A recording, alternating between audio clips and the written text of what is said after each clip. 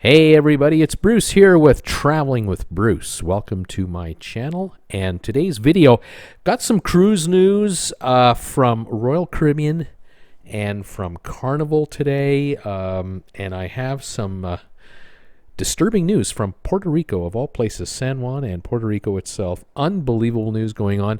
Thank you everybody for joining me and subscribing to my channel, Traveling with Bruce. I really appreciate it if you would.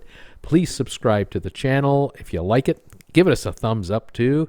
And I love getting your comments. Also, I enjoy having you join me on my Facebook group page for Traveling with Bruce, spelled with 2 L's. Come on over there and hang out between videos with a whole bunch of us. And thank you for following me on Instagram. A couple last things. Thank you for joining me in my sponsor member group. There are a number of you who have become members of TWB. And by being a sponsor member, you can join me live Monday nights at 7 o'clock for an exclusive sponsor member show from 7 until 8 Eastern. And I welcome all of you to that club too. Thank you for your support. Well, let's start off with the Carnival story. A couple of things going on here. We all know that the Mardi Gras is coming, the big ship that Carnival has been really excited about, and for good reason. It's their first LNG-powered vessel, probably close to 5,000 plus occupancy, although that'll be determined eventually when we'll find out what the final numbers will really be. But the news today is this ship will be arriving on February the 6th, 2021 for U.S. sailings, if everything is good to go. But the other news is that Carnival has officially gone ahead with the shipyard in Finland to accept the sister ship, the second one, as they did sign a contract for 2 of these ships to be built, and they have gone ahead and have made a commitment to receive the second ship for November 2022. And it will also have that roller coaster at sea and all the other features that they have been talking about, Emeril Lagasse and his restaurants, and all kinds of neat features. So kind of looking forward to that. That's a bit of good news and happy to see it. On the sad side of the story today, there are 4 ships in the Carnival fleet that will no longer sail for Carnival, it looks like. The Fascination and the Imagination, these 2 ships are going to be put into what they called long-term storage. To me, I think that's code for we couldn't even sell these ships, and so we're just going to dock them somewhere and wait until we can sell them off. In the meantime, the Fantasy and the Carnival Inspiration have officially been sold, and they're officially, it looks like, going to be scrapped. I don't think they've been sold to another cruise line because, again, look at these ships. There are no balconies here, really.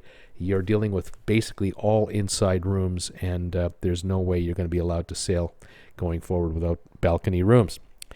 Now, at Royal Caribbean, there's news here that shows me, and I'll try to tell you, just what the state of the cruise business really is. Here's a shot of a celebrity ship in St. Thomas.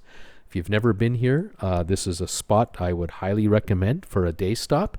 You can take that cable car ride. You just see behind the ship there as we pull out. That's some great views from up there. Make sure you bring some binoculars and cameras and video cameras, your iPhone with a good lens. You get some great shots up here.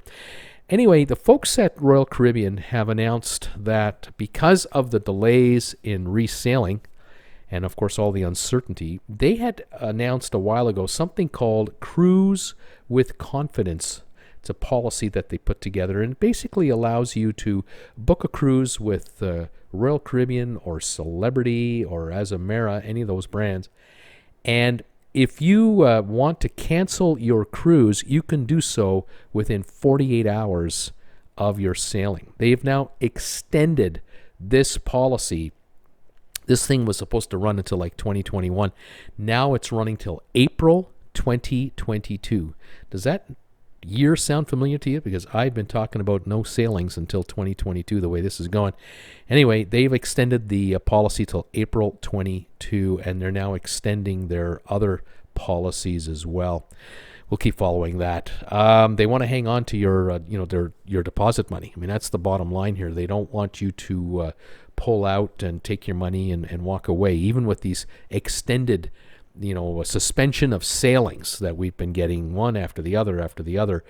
The folks at Carnival know if we don't extend this a long, long way, people could get nervous and take their money out. So by giving you till April 2022, they're kind of telling you, look, if you don't feel comfortable sailing in 2021, don't worry about it. You can sail in 2022, and we'll still honor your future cruise credits. We'll honor your deposits. We'll honor the prepaid things that you've done. We'll also price guarantee your cruise going forward.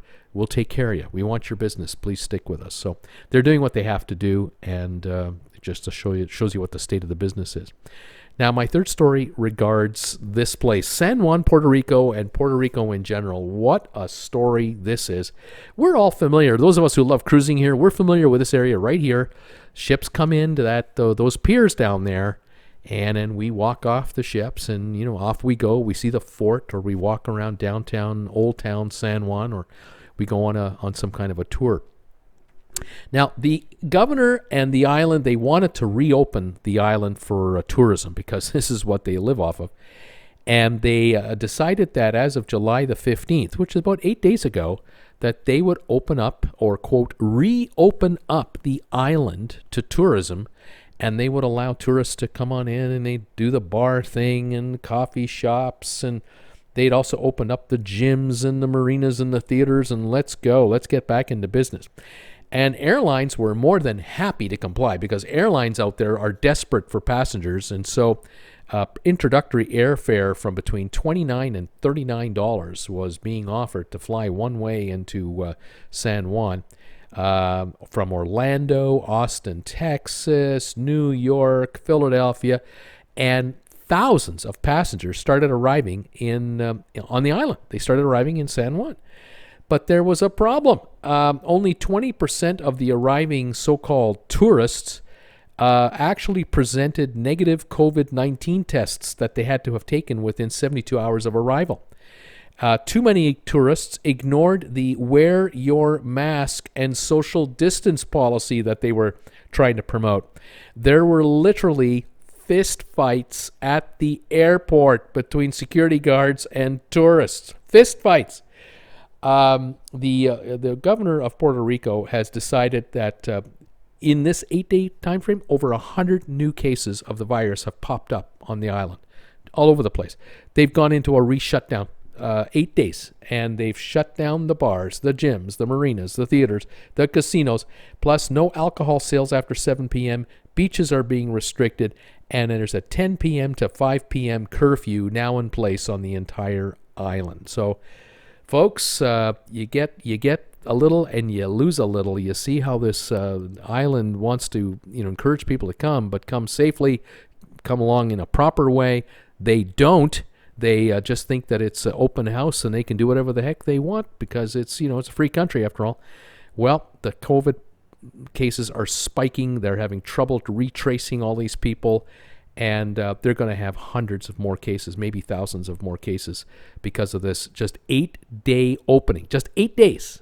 And now they're shutting it down all over again. So there you have it. Never a dull moment. What can I tell you? Here as we close out the show, photo here of one of those Carnival ships that we're going to be saying goodbye to. These vessels, they've been trusty, loyal servants to Carnival for decades, and millions of cruisers have been on these ships. They've been plying the waters off the coast of Los Angeles and Long Beach. They've plied the waters, of course, out of Miami and out of Galveston and out of Mobile, Jacksonville, Charleston, everywhere. I mean, these ships have been to Mexico, all over the Caribbean, you name it. And it's time to say goodbye. These ships have long ago paid for themselves. They've made Carnival nothing but oodles of money. Many college students have been on these ships for those Easter break parties. But all of these ships, bottom line, they're practically all inside cabins, although some of them have been modified with some balconies here and there. But generally speaking, vast majority of the passengers on these ships are stuck inside. And going forward, it's just not going to happen anymore. I think going forward, a lot of passengers will refuse to even consider an inside room because of the virus stories that we've heard and seen. Anyway, there you have it. Thank you for joining me today. I really appreciate you following me. Thank you for subscribing to Traveling with Bruce. Thank you for giving my videos thumbs ups, sending me your comments, all the support that you give me, including my RedBubble Store, and becoming a sponsor member of this channel. We'll talk to you next time, everybody. Bye for now.